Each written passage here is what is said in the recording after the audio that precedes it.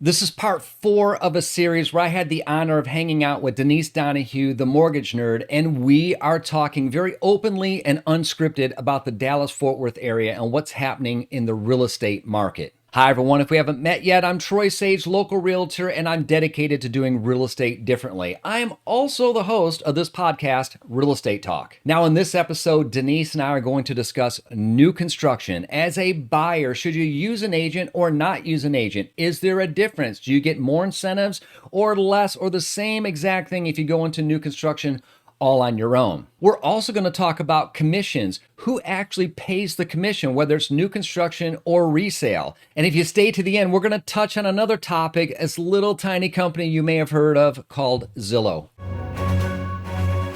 So I've got a question for you, Troy. All right.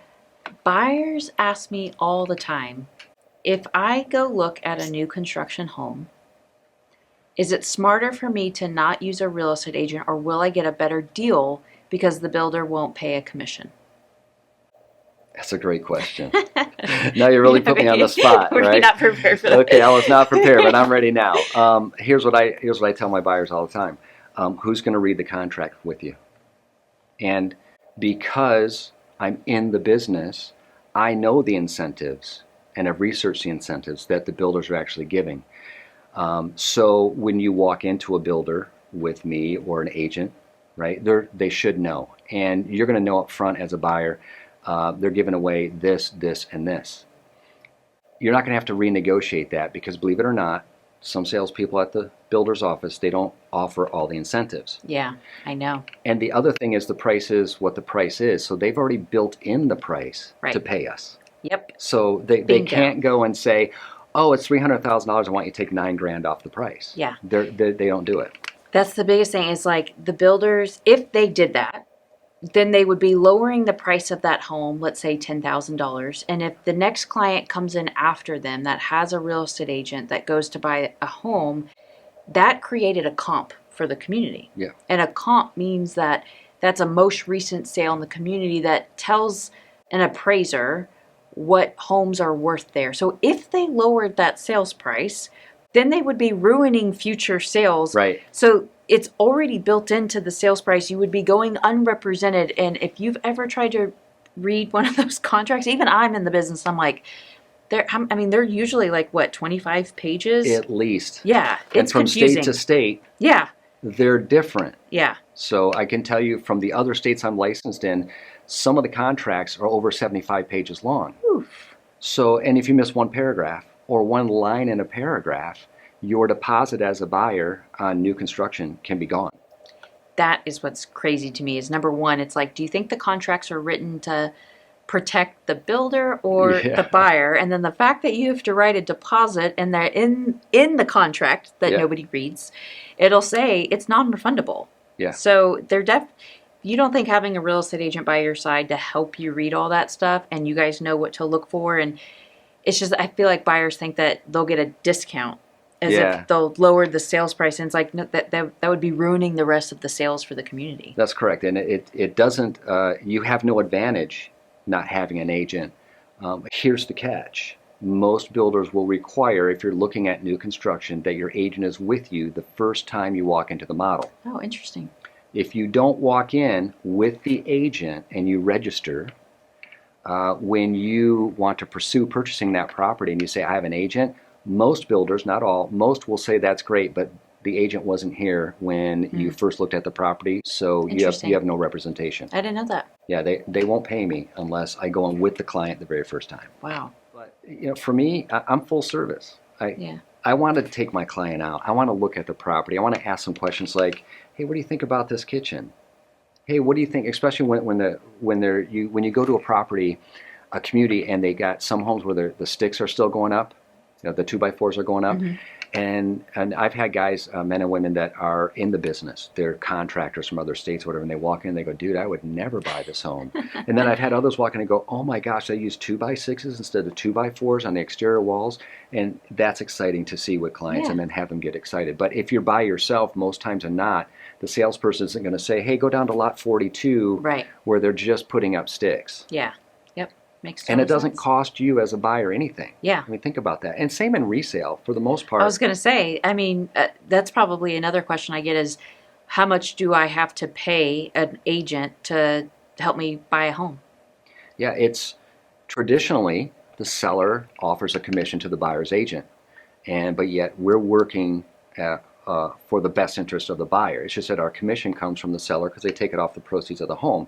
Now, I can tell you that there are other situations where I will be working with a buyer and they're promising me or offering me a certain commission or a certain amount of money to represent them.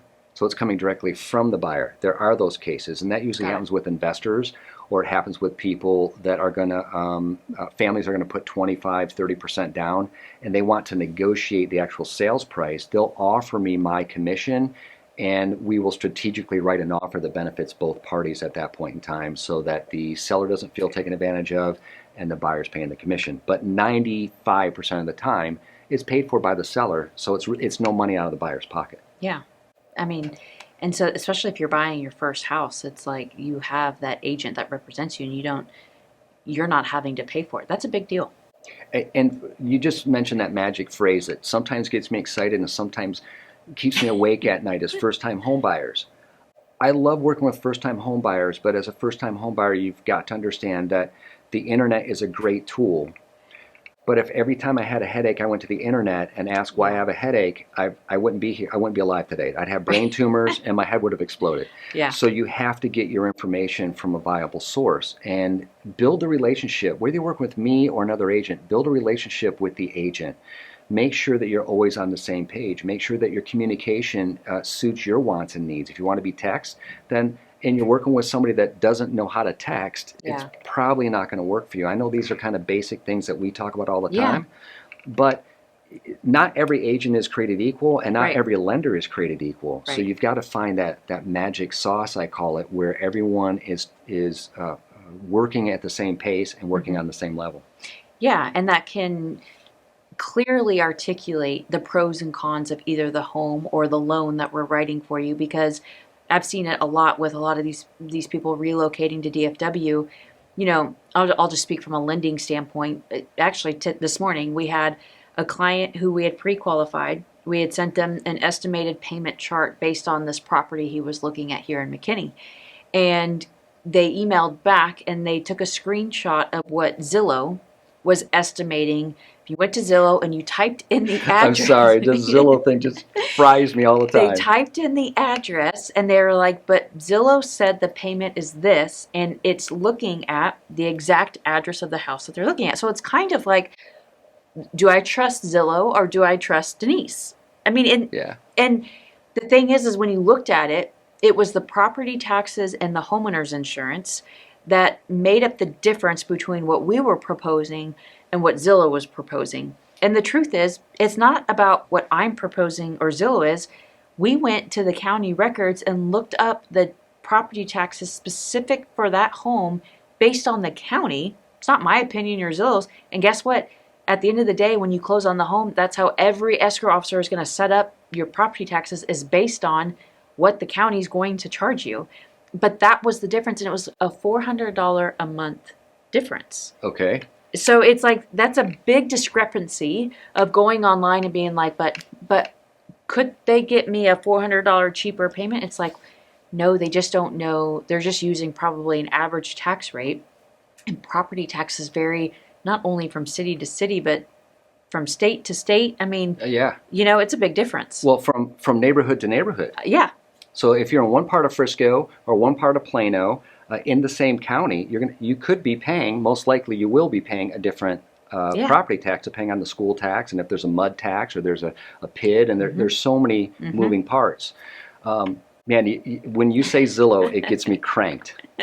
Why? It gets Tell me- the world, it why gets me does it get you cranked? Because I won't go into the whole history of Zillow, but